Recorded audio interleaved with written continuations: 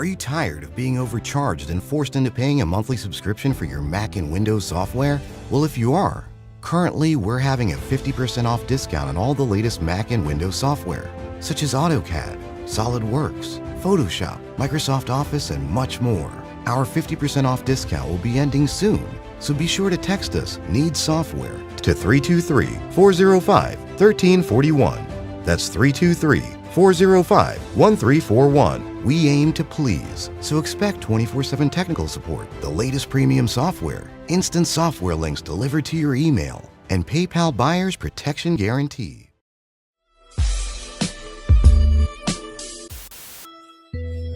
Shout out to James Anderson. He said, "Lord, salute Lord Jamar from the UK is in the building. Personally, I look at music is a tree and all the branches are different types of music, but the tree is African. One love from the UK Godcast, dopest podcast on the planet 100. All right, thank you, James. We appreciate you, sir. Oh, here we go.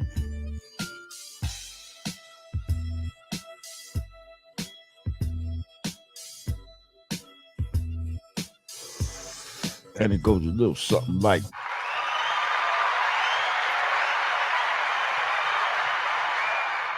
it's good, family. Welcome back to the Godcast, Lord Jamar Live. I am Lord Jamar. And yeah, we're gonna have a great show tonight. Make sure, before we get started, make sure you like this video, you share this video, share it with your people, share it on Twitter and all of that. Let them know we in here. If this is your first time coming to the channel, then make sure you subscribe to the channel. Click the notification bell and click all, so that you know when we drop something new. Okay. I see my Godcast family is in the house. Peace to everybody that's in the chat right now on YouTube. Dr. My aunt hit me up earlier. She said she was going to be in the house. Okay. I see the God Talim in the house. Peace, God.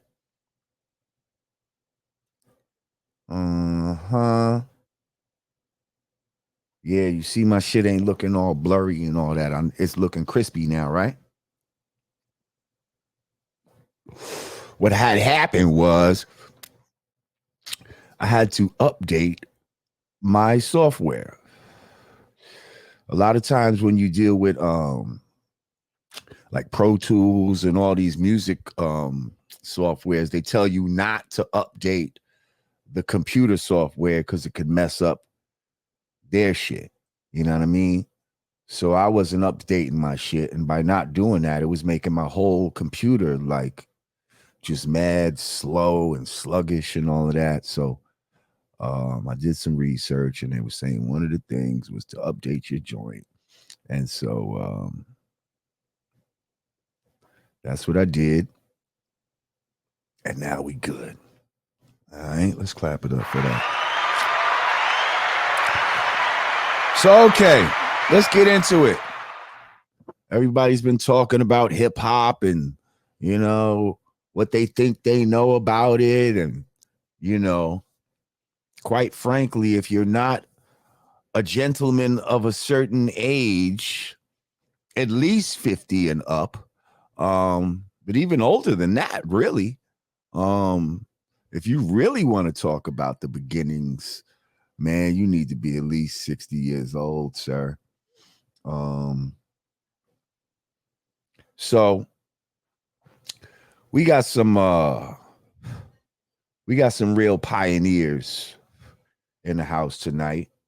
Hope to get a whole slew, but you know, we got some good ones right here that's going to get into this whole history of hip hop, who was there, who was doing what was going on at what time, We're going to try to get some sense of it all. What is mythology? What is not? And get some clarity on timeline, influence, all of that. All right. So I guess first up, I'll bring up my brother who really set this up. Legendary promoter from back in the days. Original hip hop. Man, I don't even know what to say. Just someone who was definitely there when all of this shit started and gonna help bring us some clarity. Ladies and gentlemen, let's welcome Van Silk to the show right about now. What's up, brother? Peace. Peace, God. Lord How Jamar. you, my brother? How you feeling? I'm great. It's a wonderful thing, man. It's a wonderful thing. The only thing I'm going to say before you start questioning, it's sad that in the 49th year of hip-hop, we still have to have this type of conversation. And it goes to show that a lot of the Similac babies don't understand. And I'm a Carnation baby. Well, speaking of Similac and Carnation baby, that's funny that you say that because I was a Carnation baby as well. Why don't you give people just a little bit of your history, who you are, what you mean to this hip hop game, and why you are somebody that we should listen to as far as you was there in the beginning. I'm from this. I was born in the South Bronx, 64 years old. From Patterson Projects. 10 years older than me. Patterson Projects, where Nate Archibald, Guy Fisher, Ivan Barkley, and part of the Digging of the Crate crew come from. I moved to John Adams and Jackson Avenue. But my history in hip hop, I was co-signed by Lubbock Starsky and cool DJ AJ, who is no longer here with us. Rest in peace. And we grew within the 5-block radius of each other. And me and AJ was the same age, and we was 3 years older than Lubbock. So for 2 years, I was promoting parties under AJ. For 2 years. Call myself a flyer boy. And me and AJ got into a dispute over the Force MCs of wanting to put him on the show. And he didn't want to do it. And I said, okay, you know what, man? You do your thing, I'm going to do my thing. So I put the Force MCs on their first show. They started working with me. And then the same year, I put Dougie Fresh on. But just from doing the parties, me, Mike, and Dave started doing parties together. Me and Hurt did parties later on when the T Connection became Spiderweb. I did over 150 hip-hop jams. And what year are we talking about? What year are we talking about when you first started doing hip-hop jams? For me, or when I started working with AJ? Both. When did you first start rocking with AJ, and then when did you break off, start doing your own thing? 78. 78. Because I was doing other things in my life, and I was contributing money with him to get fly, because we were doing a lot of PALs and stuff like that. And before, Jamar, can I say this before I get finishing me? I want everybody to please understand. Groups like the Furious 3 and 4 MCs, Melly Mel, all of them, and the Funky 4, these guys and artists and Sharrock, they were doing parties only getting $10 a man. $10. Facts. But let me get back to and we thought, when I'm listening to the tapes, though, I thought they was getting paid. I thought, motherfucker, they was talking about, and we got $100 a blow and all this kind of shit they was talking about, and we're gonna get the gusto and all of that type of shit. I thought they was getting some gusto, but anyway, go ahead. So, eventually me, Mike, and Dave stopped doing parties because around 83, 84, a lot of the groups, the younger groups coming in like Fearless, and it was getting the record deals, and we couldn't afford to pay them the $300-400, so they was getting $1,000 from Lady Blue downtown. So I did Roxy's on Fridays, and after I did the Roxy, I went on to do the first hip hop TV pay-per-view special called Rap Mania. 50 acts, and then I was supposed to do. I came up with Big Daddy Kane and Rakim, LL and Mo D at that time in '91. $1 million for LL and Mo D to go at it, and $500,000 for King to rock him. That's the same thing that King talks about now. But it was funny because Don King and Donald Trump was going to put the money up. And then instead of that happening, I went to do Sisters in the Name of Rap with Yo-Yo, MC Light, Vanessa Sequence, Antoinette, Roxanne Shante, Salt and Pepper Queen Latifah for TV. So I did the first two. But in between that, I worked at Spring Records that had King Tim III, Steve Rifkin with a little kid running around with his father and uncle. Then I went to RCA Records. And at the same time, you know, I was involved with the whole mixtape game. Me, K. Slay, when he came home, me and him started doing everything with the whole mixtape game. And then for the mixtape game, I went to the whole urban model game. Buffy the Body, Hoops, Esther Baxter, Glory Velez, Sunday Carter. That was all me. And then, you know, I was at the record labels at RCA and Rough House Records, running the label and all that stuff. So I've done a lot. I helped a lot of people in this business. I put a lot of people in this business, and I've worked with a lot of groups from 78 to 91. 99% of the groups in that generation did shows for me. Facts. Okay. Well, listen, I want to bring our other brother in as well, before we really start getting in, because you know, a lot of this conversation is about you know, Black American people, and also we know that Puerto Ricans were early participators in this hip hop shit. That's without a doubt. And this brother right here was definitely one of the first Puerto Rican MCs that I heard of back in the days. Yeah. So without further ado, man, I'd like to bring my brother Prince Whipple Whip onto the Godcast. There we go. What's up, my brother? Peace, Kings, Lord Jamar. How you, sir? I'm great, brother. Now, real quick, are you on your phone? Yes. Yes, I am. Can you turn it to the side so I can get the wide version of it? Let us see. Yeah, watch this. Watch this. Unlock it, Whip. Really? Now watch what it do. There we go. Bomb. Brother look kind of good. Yeah. Now that's see. Yeah, that fills up this. That fills up the frame. How are you, my brother? I am blessed, yo. I'm here, man. Representing, still living, breathing, Lord. You know, doing good. Families, beautiful. So no complaints from this guy. That's what's up, man. Now, for those, you know, because we got a lot of people who weren't necessarily around back at the time, and you know, they didn't know about the tapes and all of that. Why don't you give people a little bit of your history, you know, the group that you were in, and you know what I mean? The groups. All of that. You said the groups. Okay. Wow. Well, first and foremost, Whipple Whip, Bronx, Puerto Rico, first Latin to make it happen in rapping. Started out with DJ Casanova Fly and the Mighty Force crew. The Boogie Down Bronx. And Casanova Fly would be Grandmaster Cass. All right. Man, from there, I mean, you know, we did I was in a couple of groups, yo. I was in a Gestapo crew in Manhattan with my man Dr. Rock, Salt and Pepper, me and Dr. Rock. I had a short stint with Kool Herc, rocking for him after I left Cass for a minute, and then landed in the Cold Crush Brothers lap. And from the Cold Crush Brothers lap, went straight to Fantastic Five. Therefore, Fantastic Cold Crush. You know. And that's where I know you from Fantastic Five. When you was in Fantastic Romantic Five, we are the crew that make it come alive. And when you're around, man, what? What?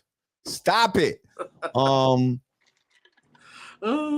So yeah, man, like so right now, man, you know, I'm sure you've heard this. There's a whole big debate as to, you know, exactly what was going on back then. Now, you just called yourself the first Latin in rapping. Make it happen in rapping. That's right. Make it happen in rapping. What year did you get into hip hop? Number one. I was up there in 78. I was a record. I was carrying crates for Cass like 77. Right. Disco Wiz and A1 DJ Mighty Mike, and I didn't really touch the mic until 78, which Now who got you into rhyming and all of that? Who watching put you... guys like Melly Mel and Kid Creole, that's what really got me going. I always said Mel, but it was the way that Creole just rocked that echo chamber that made me echo like, chamber, man. That echo chamber was a motherfucker back in the days, wasn't it? Hand switch. Like the echo chamber was a skill in itself. Like I used to be like, who's working the echo chamber? Because they used to be like certain tapes, man. It just used to be so precise, y'all. Like, oh man, you just used to crispy. So he was one of the dudes. See, I didn't. Yes. This is you putting me on to something right now. For sure, no doubt. Kid Creole was a master of the echo chamber. Yes, he was. Yep. And see, the only one that probably like new school people could identify with that echo chamber sound would be Greg Nice. Greg Nice kind of always retained that echo chamber sound in his raps. Like he'll write his raps with that. That echo chamber style. NICE. Right, like flames to sax, like love to Max. Like, yo, shout out to my man Greg. And it was crazy. 1 second when DMC said what got him when he heard Sha Rock on the echo chamber, because she used the echo chamber. She was another one. Sha was bad with it. Sha Rock. I don't know who was rocking her shit, but I know Creole was rocking his own. I don't know who was rocking Sha Rock's chamber. So wait, and when you're doing this, what they got some sort of thumb? Yeah, a little hand switch. We made the switches. Oh. We used to use the AFX racetrack button. Say word. Hook that up to one of the 1/4 inch speaker plug. Throw that sucker in the chamber. It gets y'all. That's what you call hip hop, baby. Oh, wait, now who did that? Like, who was the first one to do that? I saw Creole did it first. Creole was the first one to take the racetrack shit and hook it up to the. It looked like a racetrack to me. A lot of people took light switches too. Right. Anything that could turn on and off. But the AFX was the easiest because it's just one little button and you just hold it and you good. As soon as you let that sucker go, it's like in. Right, so damn, we got brothers creating inventions and shit. True indeed. Inside hip hop, because I remember when niggas, when I first discovered that you can rhyme through the headphones. Oh, I remember that too. You just stick the headphones in the mic thing. Now the headphones is rock, what? And I was like, yo, that's crazy. Like, do we know who might have been one of the first to do that? Like, who figured that out? I'd like to know. Who figured that shit out? I know. There was a lot of ingenuity going on. Oh, yeah. After that, I mean, all through like our European tours and everything we did, I had to keep me an echo chamber. As a matter of fact, they got one of mine kidnapped and they're holding it hostage, but in Italy. And hey, it's just I just buy them now because now, they got the foot pedals, You got all kind of shit now that's made for like guitars and such. So now let's take it back. And this is for both of y'all. When was the first time that y'all heard hip hop and who was playing it? Wow. For me, like I said, going to 23 Park, but closer to me, I used to go see Bambaataa on Monterey. He used to play at the projects in Monterey on 180th Street, right in the boogie down, and on Wednesdays. And I'll never forget it because it's usually him and it was quite a few other guys whose names elude me, man. I mean, that was so long ago. But Monterey Park, and actually, Kaz, me, because when I met Kaz, I met him through a friend, Smiley Smile, who's part of Lele's Fun City crew, Peacemakers. And his brother Joe was part of Peacemakers, but Smiley was like, yo, he was the kind of guy that like, yo, he took us around. He always kept the little nickel-plated 32. He was straight gangster. So it's like, he lived right directly across the street from Cass. And so he introduced me to Cass, and when that Cass was out there playing, the Disco Wiz was playing out the, playing, got the speakers in the window and shit like that. And that pretty much was the first time I even heard hip hop music. Do you remember like what was being played specifically? Like what break or some shit was being played? And you was like, I can pull out a break. There's a lot of old breaks because a lot of them were disco. A lot of breaks were disco. So like Frisco Disco, it was like I Can't Stop. Dun, dun, dun, dun. Yeah, I kind of hated that record because so many DJs cut that shit, and you see them fuck up. They be like, damn, you know. So you get tired after a while. I'm like, I can't fucking deal with this record no more. But girl, what's her name? Just did a hit with, got a record with that shit right now. It's really nice.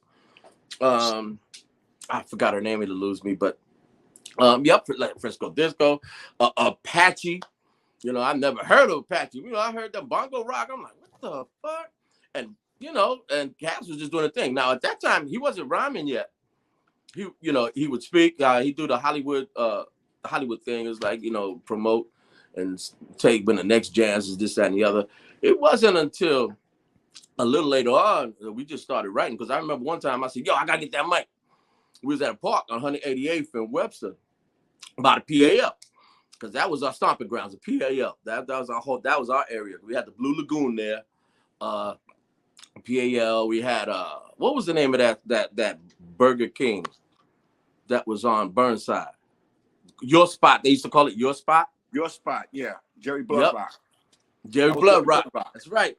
Thank you. He just passed a couple months ago. Oh, did he? Dang. Yes. God bless his soul. Jerry Bloodrock, who put out the records, The Roof is on Fire with the Dynamic 3. Yeah, Jerry Bloodrock. Man. But I mean, that was our little stomping ground, and we kind of felt like we owned that shit. You know what I'm saying? When motherfuckers came and played, we had mad juice at the PAL. Dot Rock lived in the building right behind the PAL, just to give you an idea. And yeah, I was there when Chase, this is later, but I was there when Chase was playing with Furious, and they came to shut that shit down. I was up in there, That was, I was laughing. It was funny. It was kind of But you know what, though, Whip? We got to let Lord Jamar know that Charlie Chase in 1979, DJ for the Furious 4, and he was the DJ when Raheem. And he was invited to be here tonight. He said he couldn't make it, but that's my man. Shout out to Charlie Chase.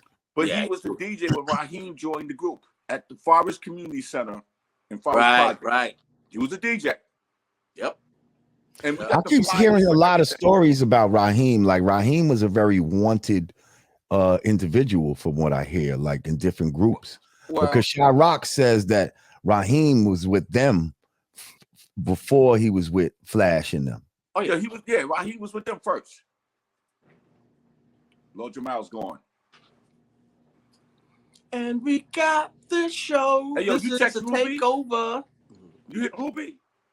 Takeover. Did you hit Ruby?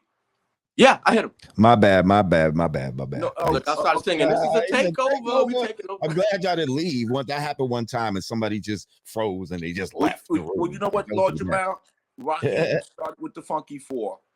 Actually, Chirac was rhyming before Raheem.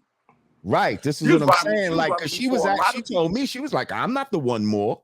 Like, like other people was the one more. Like, yeah, she was the one. He was in. Rock like we did. But you gotta remember, I know where Lord Jamal going with this. At one point, DST was trying to recruit Raheem for the Infinity MCs. But he ended up going to the Furious 5 after the Furious 4 and the Funky 4 had their battles. Shout out to the brothers Disco Baron and Breakout.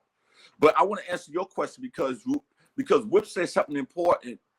Even though we all grew up in the Bronx, there were sectors in the Bronx. Like I'm from the South Bronx. So when we say park jams, we say we going to 18 Park. 23 Park was the school Melly Melvin Creole went to over there. Or we going to 63 Park. Or we going to Cedar Park, or we going over to, Echo Park. Echo Park, 129, 118. If you was really in this game, because 18 Park was behind my building in Patterson Projects in 281. For my haven.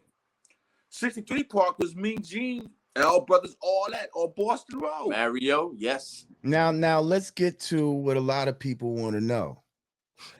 In these early jams, What's the percentage of Puerto Ricans that are there at this time? Whipple whip. I How think many about it now. Puerto Ricans? I can't even say, but if I'm there, I'm sure I wasn't the only one.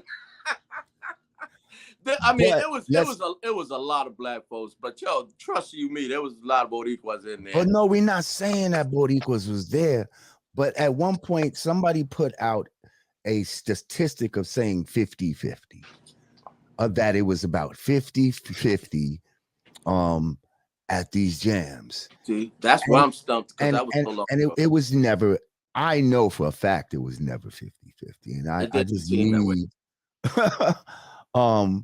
people to say that, like, and be real about it. Did we lose Van Silk? Take over. Lord Jamar, Puerto Rican Prince Whip Show. Hey. But there you go. You sideways somehow, Van. Crooked eye sipper. Your whole shit is sideways now. I don't know why.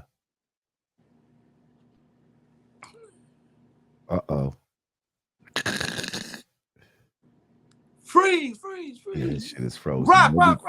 Come out and come back in or some shit. But yeah, I don't, like let's say we're going to 118. Like, let's keep it real. Let's keep it really real. 118. There was a lot of Latinos in that park. That was Chase's backyard. 118. The Tinglings right across the street. We used to party. We used to DJ for them. Yep. Those are the dudes they used to call the Nazis. Those were like they used to have the Nazis on their jackets. Yeah, they used to have the Nazis on there. The swastikas. Yeah, black people used to call them Nazis. Yo, you know what I mean? Yep. To me, they were as big, if not bigger, but they was up there with the Spades because they controlled 180th. That whole little area. What's the name of that park? On Arthur Avenue. Arthur Park. So you're saying in that particular park, there would be a lot of Puerto Ricans, but generally, when you go to these hip-hop jams, I didn't say it like that, nah.